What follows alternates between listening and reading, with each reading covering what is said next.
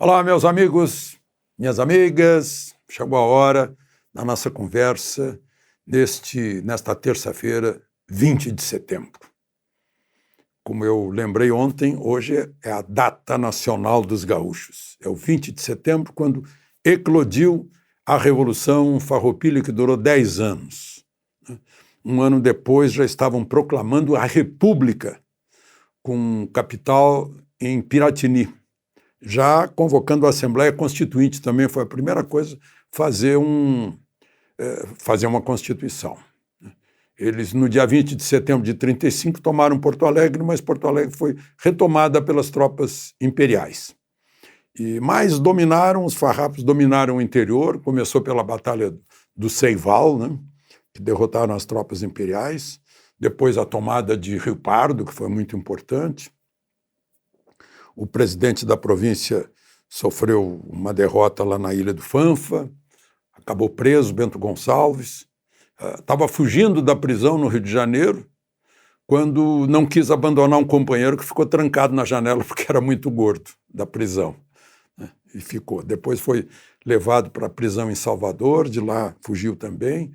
Episódios heróicos também de Garibaldi, Giuseppe Garibaldi, que encontrou em Laguna a sua Anita, que virou heroína de dois mundos.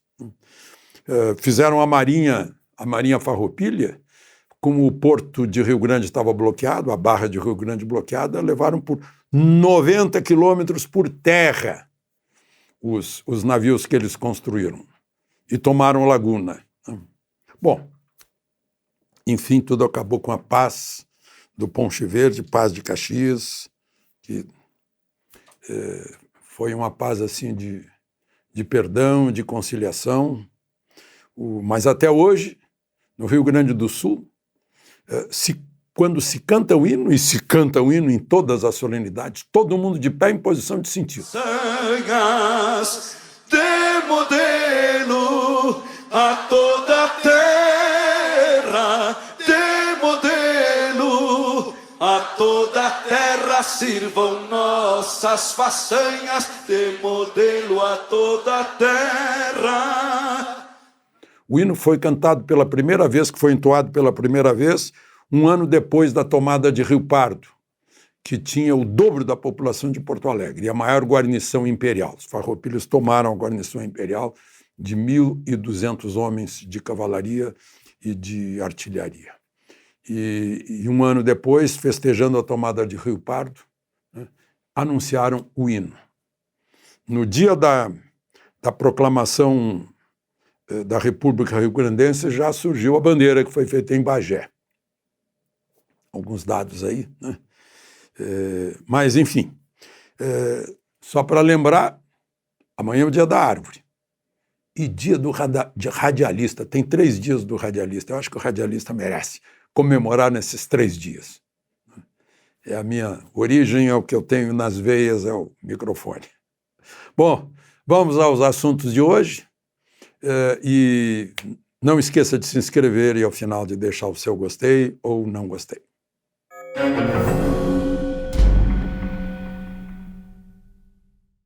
O principal assunto de hoje é a fala do presidente do Brasil abrindo a Assembleia da ONU, Nações Unidas. O Brasil é um dos fundadores da ONU, já presidiu a ONU na primeira reunião, Oswaldo Aranha. Graças a ele saiu, enfim, o Estado de Israel. O discurso do presidente do Brasil foi um discurso de estadista, ele estava muito sério, porque estava lendo. É um discurso que precisa ser lido, não pode ser discurso de improviso, né? Ali é uma tribuna solene. E estava na primeira fila o ministro de Relações Exteriores, embaixador, e a primeira-dama Michele Bolsonaro, né, com trajes claros, apropriados para a ocasião.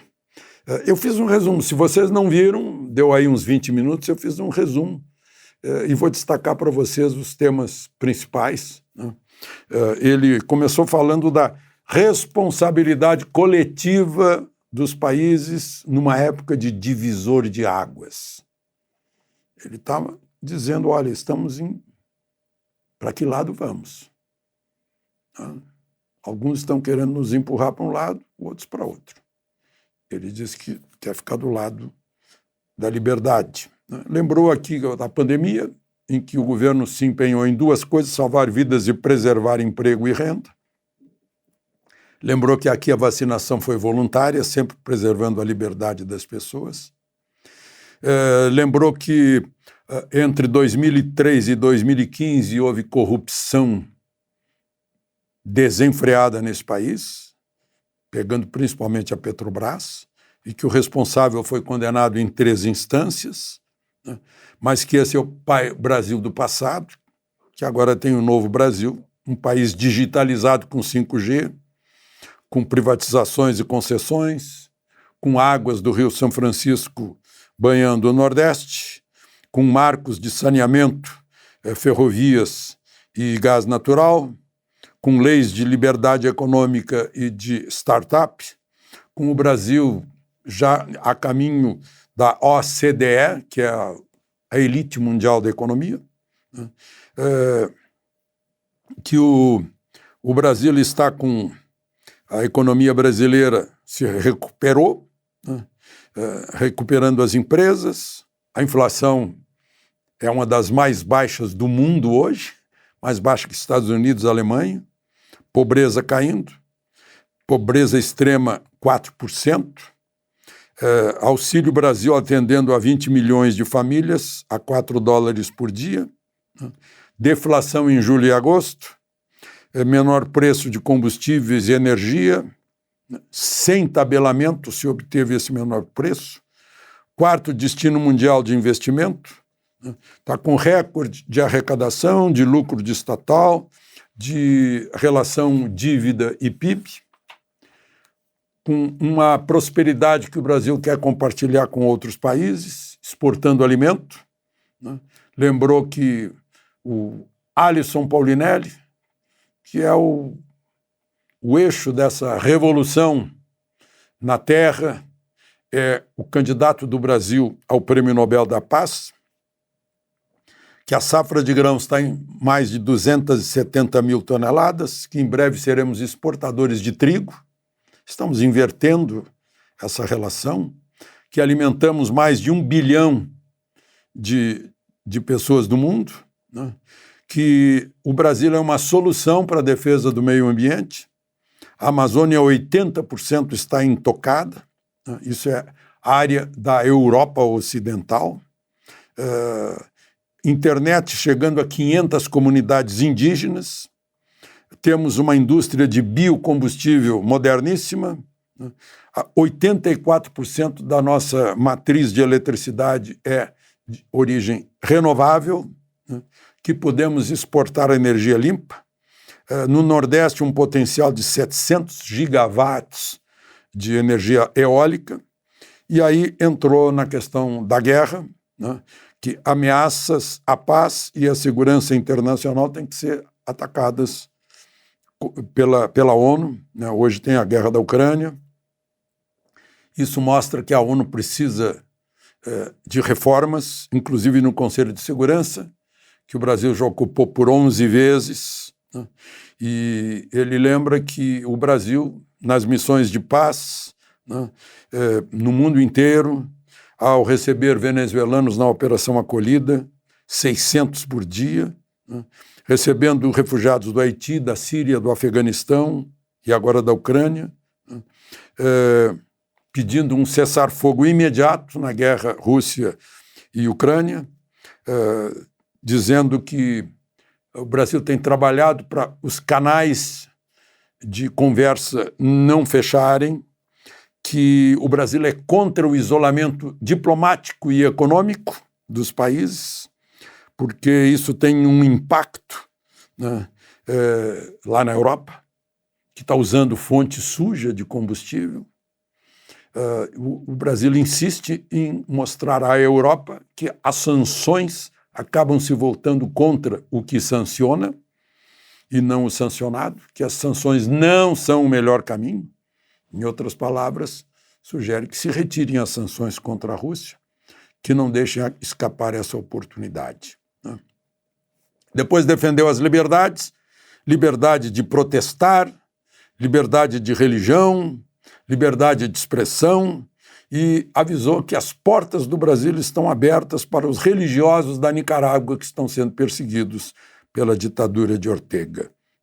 Que o governo brasileiro defende a vida desde a concepção, repudia a ideologia de gênero, e dá total apoio à segurança das mulheres contra o feminicídio, e mostra que entre os homicídios que estão caindo no Brasil, o feminicídio está caindo 7,7%.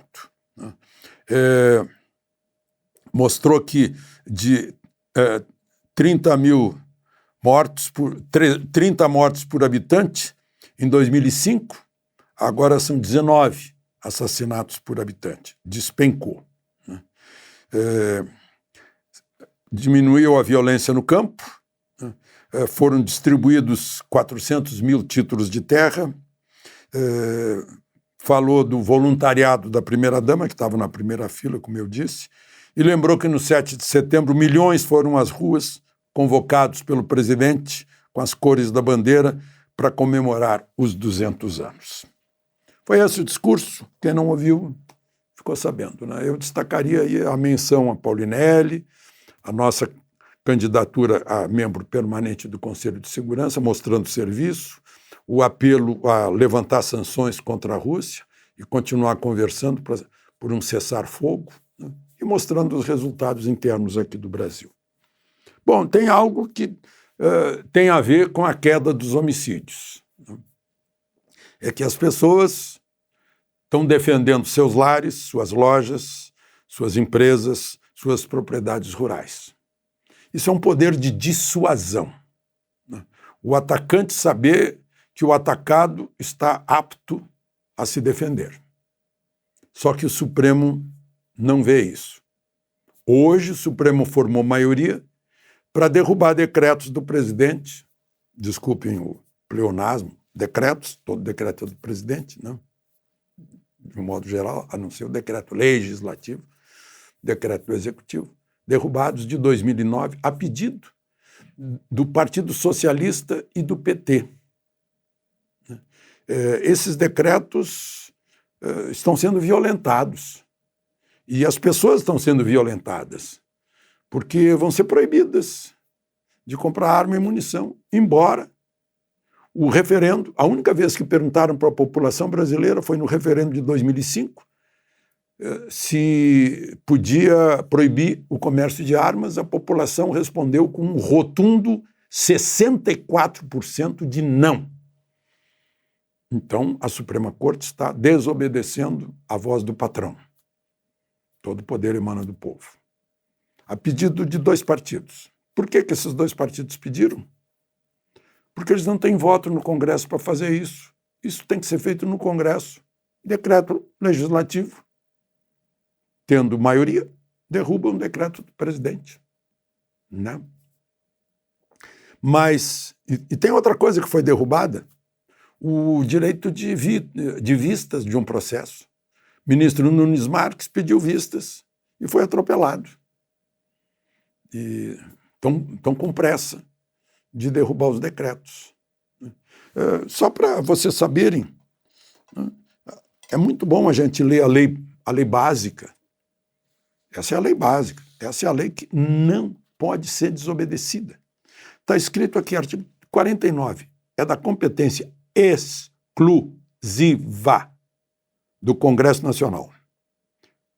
A linha 5. Sustar atos normativos do Poder Executivo, que exorbitem do poder regulamentar ou dos limites da delegação legislativa. Ou seja, o Legislativo pode dizer, olha, isso é da competência do Legislativo.